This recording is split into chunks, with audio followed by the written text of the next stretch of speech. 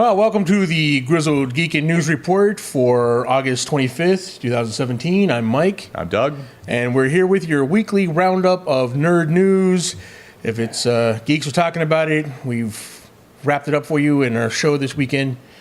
Topping off, we've got a big, everyone who's probably seen this news everywhere, with sensational headlines, the end of the DCEU, or what's the future hold for the DCEU. Because of some of the train wreck, DCEU train wreck, confusing non-continuity announcements. Well, we love to say we clear it up for you here, but we're just as baffled by some of these decisions. I don't think they know. I don't think they know either. I think the title should be movie universes are hard to do. Yeah, movie universe are hard to do. Yeah, hard to. I hate to keep comparing them to Marvel, but I mean, there's really no other, shared movie universe out there. Shared universes are hard to do, but Marvel did it. They planned it out ahead of time. They got their actors under contracts, big contracts. They treated them right. And they took small steps. Towards an end goal. They didn't let's go to the end goal and then work our way back from there. Yeah. So what are we talking about? We're talking about the fact that the DC has announced that there's going to be a new brand of movies coming out where that is not connected with their connected DCEU universe. Mm-hmm. So the one they've been building up to, Justice League, the goal that they were trying to emulate Marvel and having a universe that everybody exists in together. Right. Well, now they have. I mean, they haven't named it yet. But Elseworlds makes a good. Would be a good title, I guess. Elseworlds. Yeah. Sure. But they don't know what it's going to be called. But this movie universe, starting off with the announcement of a Martin Scorsese Joker crime drama set in the '80s without Batman. Yeah. That's no joke. That's really a thing. A Scorsese Joker movie set in the 80s, crime drama. It was basically like the original like the Tim Burton Batman. That's pretty much only without Batman. No Batman, just a Joker. I don't know if I want to see this. Apparently DC didn't learn their lesson with the Suicide Squad or Gotham TV show. Yeah. Nobody wants a Batman movie with no Batman. And as fun as a lot of these villains are, they're villains, not protagonists of their own movie. Yeah. And I mean, there are some people they really portrayed Deadshot as a sympathetic character. But how do you make the Joker sympathetic? Or if you do, how do you not ruin the Joker? You have Joker without Batman. He's the yin of the Joker's yang. Yeah. He's there. You don't have one without the other, really. I mean, you can do a Batman story without the Joker, because there's so many other rogues gallery, but the Joker without Batman, I guess Joker considers Batman his end all be all. Yeah, that's his whole focus on life is Batman. It's weird. I guess they figure if Sony can do it with Venom and that, and if you have non-Spider-Man universe, I guess a non-Batman universe will work. But not necessarily a universe. These are all going to be probably standalone movies. They announced, Matt Reeves in an interview was talking about how Batman is not part of his trilogy of Batman movies is going to not be part of the DCEU, and that they're looking for a different actor. Ben Affleck's not going to be in it, which so that's their way of taking Batman or Ben Affleck out of the picture, is going, it's not really that Batman, it's a different Batman. Yeah, and Matt Reeves was all when they came to him, basically saying that they've always looking for something outside of the standard DCEU. I'm not sure I buy that. I think, we all know at one time this is all part of the whole same universe. Right. I mean, 1 year ago, Ben Affleck was in Comic-Con announcing he's going to star, direct, and write a Batman movie, and he's going to be part of this. And then slowly but surely, it got stripped away. Mm-hmm. I'm not writing it. I'm not directing it. Yeah. Now he's not starring in it. He's not going to be part of it. He still has one more movie on his contract as Batman outside of Justice League. Maybe Justice League 2. We're not sure, but it's not going to be the Matt Reeves Batman movie. Again, we're going to have multiple Batmans existing at the same time. Yeah. Now, multiple people have played Batman. Multiple people have played James Bond, but it hasn't been since Thunderball, where we've had two people playing the same character at the same time, right? Yep. We had Lazenby and Sean Connery playing James Bond at the same time. Now we're going to have two different Batmans on the screen at the same time. And in some cases, I mean, depending how far they go with this, we could have, you know, the TV versions, multiple movie versions. Yeah. You know, now, again, I guess they're going with the way they do their cartoons, right? Their animated movies. So their animated movies that they do, which are really great, by the way, they recast every time. They have different animators come in. It looks different every time, right. You know, and they're contained stories. You know, I think there's like a couple of them that carry over, but not many. They're all contained stories, and I think that's the way they're going to go with the movies because, as they found out this last year, keeping actors under contract or keeping things going, it's a lot of hard work. It takes time and a lot of effort to do it, and then after, on top of all this, there's other rumors coming out. So rumors that maybe Shazam's not going to be part of the DCEU, right? Yeah. There's a rumor that Batgirl, Nightwing, the recently announced Joker Harley Quinn movie might not be holding the continuity the way most of the other DC properties are. Well, that means, I mean, obviously the Joker Harley Quinn movie is going to be Margot Robbie, you know, and Jared Leto reprising their roles from Suicide Squad. Now, we saw Ben Affleck's Batman in that one, but what they're saying with these movies is they're not part of the main Justice League line, so they could veer away from things. They have like different people playing different characters, I guess. Right. Or kind of be peripheral where they could belong in the same universe, right? Right. They don't necessarily change anything, but they're not definitely much like Marvel TV and Marvel movies nowadays. Yeah. You know, where they started off definitely in the same universe, and now they're kind of like, one doesn't mention the other anymore. Right, yeah. You know, I don't know. DC seems to be having some issues here. Like, talk about all the confusion. We just got, just came out that Justice League Dark went back to the drawing board after the directors they had lined up, their presentations underwhelmed execs. Yeah. So they brought in a bunch of people to possibly direct. They pitched a Justice League Dark movie, and underwhelmed is the word they're using. Interesting. So going back to the drawing board, I mean, I don't know why they don't have Guillermo del Toro come in here and do this. You can do a Justice League Dark. You know, somebody. Yeah, I don't know. So they can do this, and then to top it all off, we get, Josh Whedon, stories come out about possible infidelity from his past. None of that really is any of our business, really, any kind of infidelity he's had. Right. However, this could affect him directing Batgirl, right? Josh Whedon, who is a self-described feminist, who's known for his strong female characters, whether Warner Brothers wants to have him coming off these rumors of infidelity to jump right into their female-led superhero movie. Right, yeah. We're not sure. So, I mean...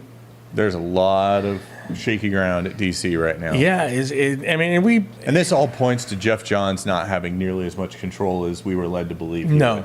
There's execs are still stepping in and going, no, Jeff, you can't do that. Right. You can't do that. We got to do this kind of thing. And overcorrecting, right? Whenever there's an issue, they come in and overcorrect. Mm-hmm. We need to fix this. We need to,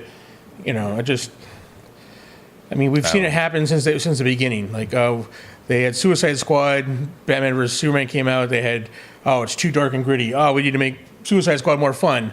The movie's already done filming. They had to go back and re-edit it, redo it, and then we get the movie we got. I mean, Wonder Woman seems to be the lone bright shining star out of this whole mess. Right. Yeah. And hopefully Justice League. Hopefully, we'll see what Joss did to it. We'll see what if he can fix it. I mean, who knows? It's sad because we want, a connected universe with these characters. It could be. We really want cool. a good Justice League movie. It just, it was just hastily. It wasn't planned out.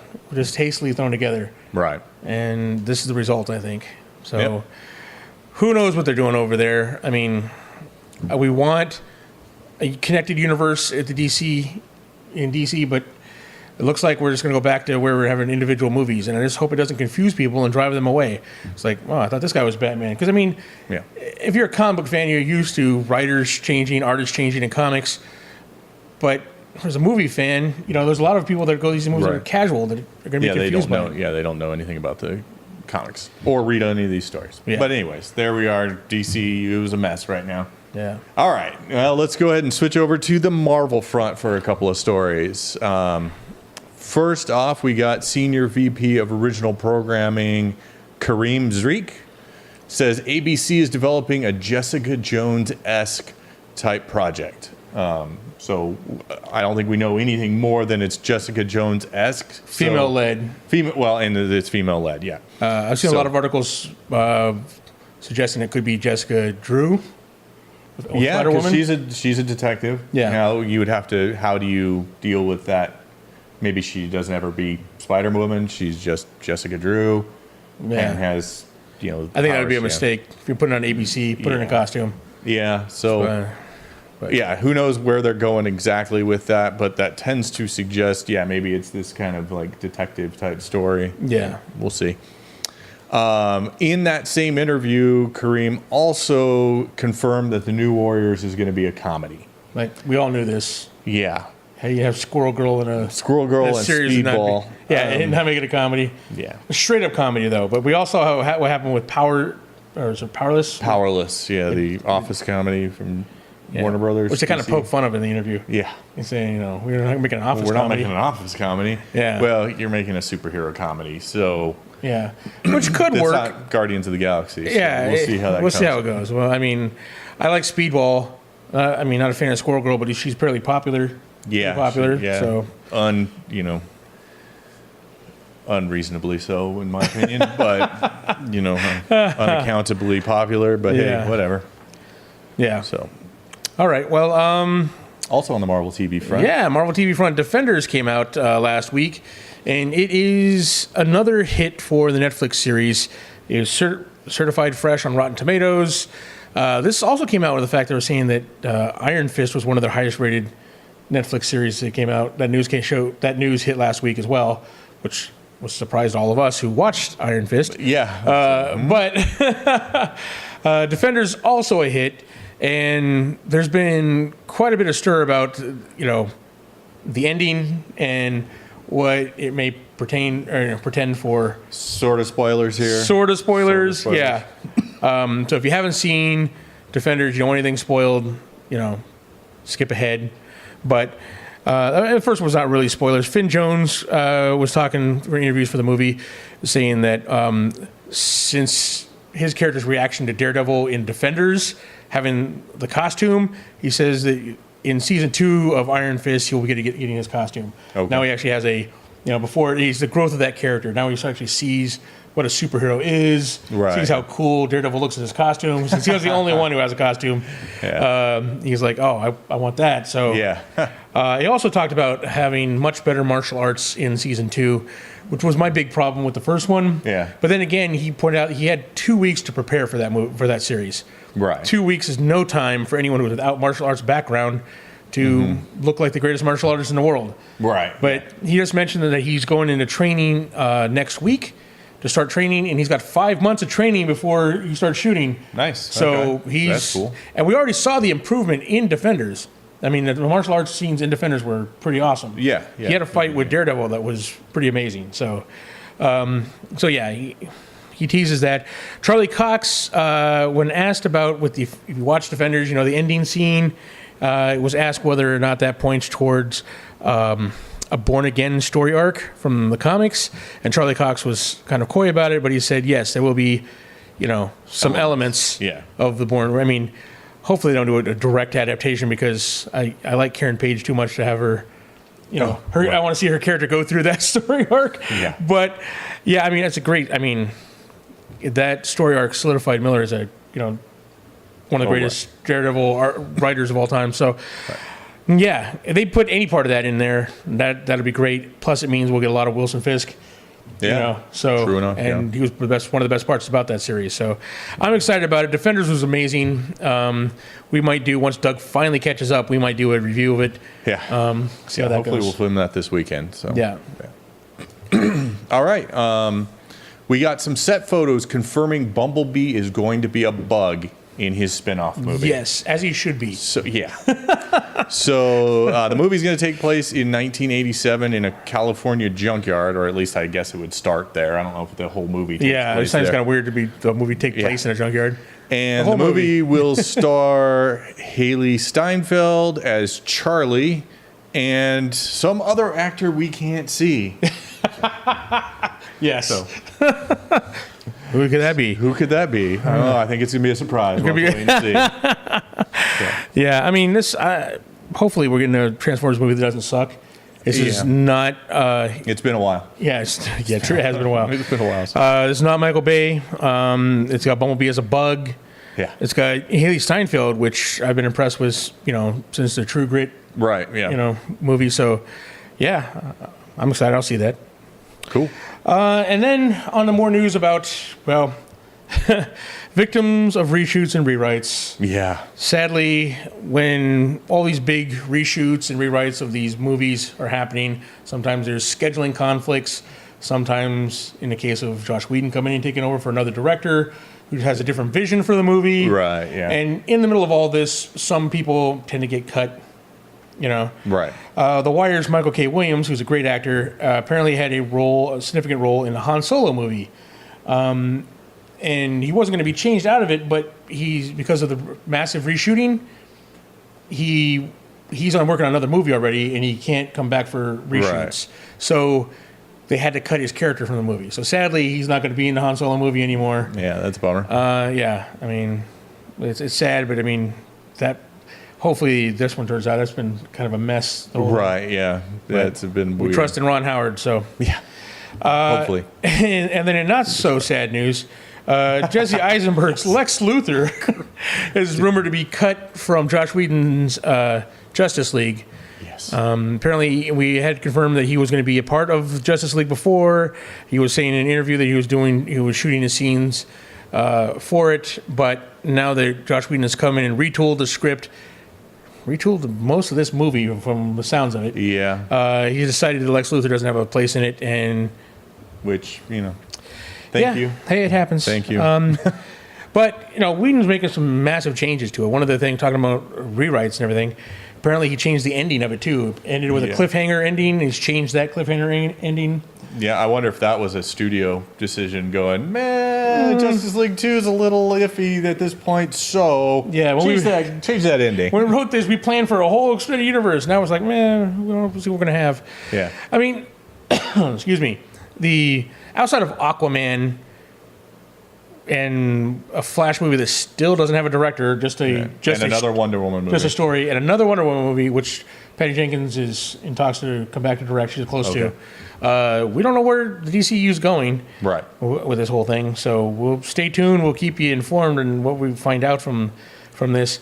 I don't know. It's kind of the whole thing is kind of crazy to me. Yeah, we don't know what we're going to get out of this. Yeah, we're Warner Brothers over there to mess with the DCEU, but we'll see. We'll keep on top of it and let you know what. But in most recent rumors, possible really good news for Justice League. Well, another rumor. I